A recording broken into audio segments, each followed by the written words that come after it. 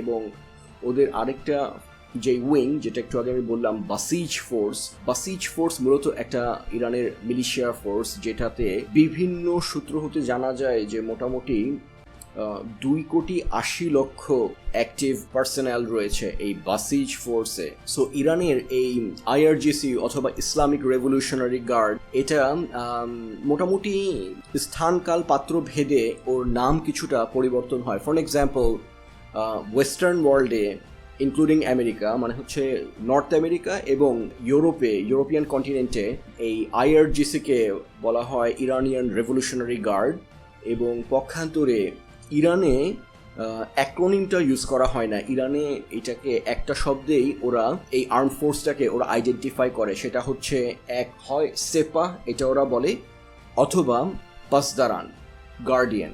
এবং এই দুটো শব্দেই ইরানিয়ান জনগণরা এই তাদের আইআরজিসি বাহিনীকে সম্বোধন করে অথবা রেকগনাইজ করে। 2008 সালে এই ইসলামিক রেভলিউশনারি গার্ড 31টা ডিভিশনাল কোর গঠন করে এবং একটা ইন্ডিপেন্ডেন্ট মিসাইল ফোর্স ওরা গঠন করে। সো ইরানের যে মিসাইল অ্যাক্টিভিটি অথবা মিসাইল পরিচালনা, মিসাইল নিয়ে যত কাজ আছে ইরানে, সব করে হচ্ছে ইসলামিক রেভলিউশনারি গার্ডের মিসাইল ফোর্স।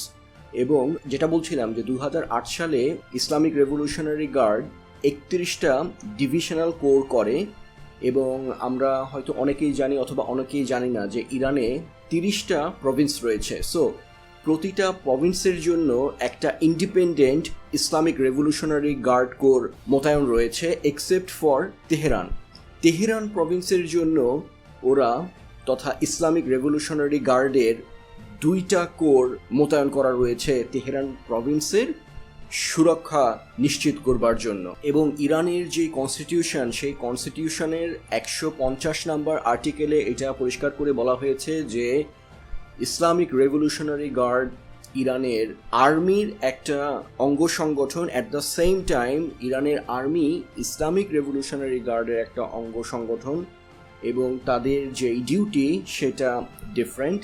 এবং আর্মি হচ্ছে মূলত যে সমস্ত ট্র্যাডিশনাল অপারেশন, সেই সমস্ত ট্র্যাডিশনাল অপারেশনে ইনভলভ থাকে।